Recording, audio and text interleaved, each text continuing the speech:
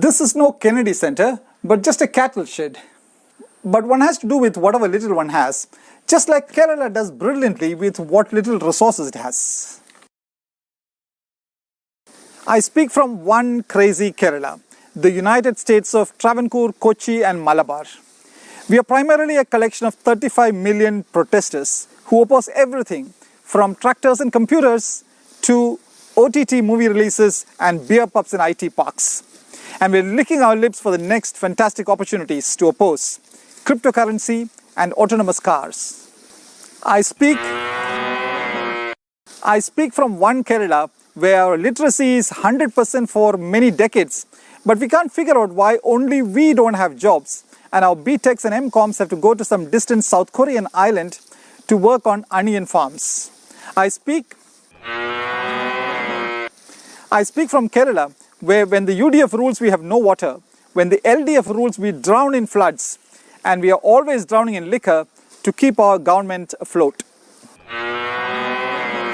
I speak from Kerala, where we are highly politicized, every man, woman, child and thing. So we are certain that all the greenery around is a conspiracy of the Indian Union Muslim League. And the blue skies have a leaning towards the Congress, and the red earth under our feet is certainly fertile ground for communism. I speak from Kerala, where our politics and protests manifest in flag posts. 42,347 of them across the state government counted last week and told the High Court. And the High Court told there must be at least double that number. But we can't count the number of houses destroyed in the recent floods. Oh! I speak from Kerala, where not just political parties split, but even the earth is splitting under our feet in recent landslides. But we are confident we can put them together by forming a human chain. I speak from Kerala. We were always talking about women empowerment, but we torture the same women for dowry and take their lives using knives, guns, and lately a cobra. Oh! I speak from Kerala, where we take pride in our toilets. We are not like Uttar Pradesh. But it just so happened that this month a 92-year-old man slipped on human waste, excreta if you will, dumped by the roadside in Kochi, our commercial capital, and died. Oh shit.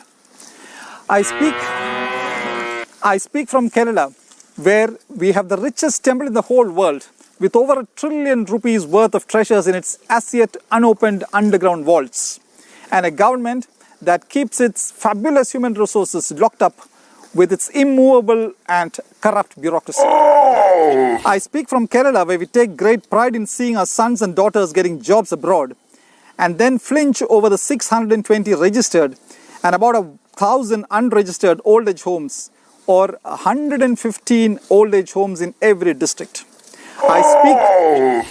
I speak from Kerala, where we take away the Malayalam alphabet from primary classes and applaud when the University of Texas at Austin starts a Malayalam program. Oh! I speak from Kerala, where we hold investor meets every few years, offering them single window clearances.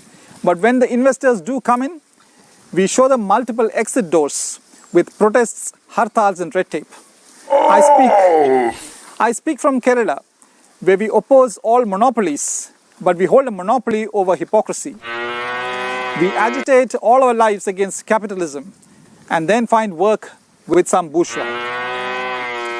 I speak from Kerala, where we are highly intellectual. So when Ambassador T.P. Srinivasan interviews magician Gopinath Muthukad, it gets 243 views.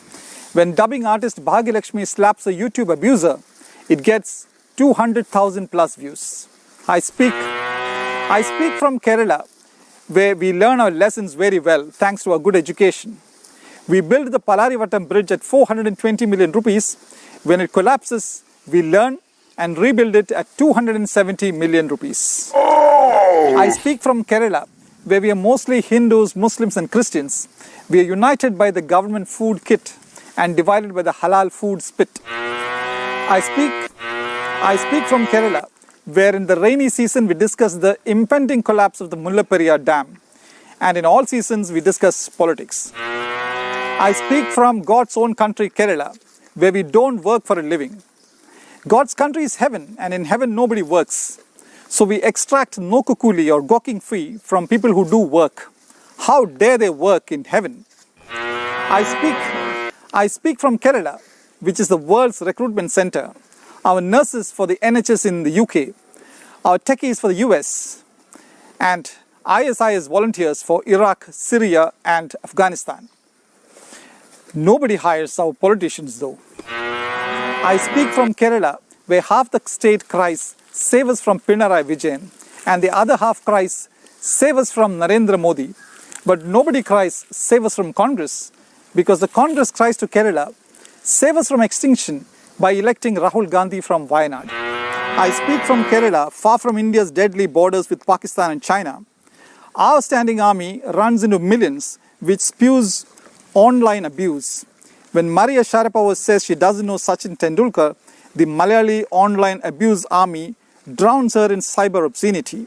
We call it Pongala. I speak from Kerala, where we are highly intellectual and we are the wisest. Our next goal is to make everybody a PhD. We are almost there.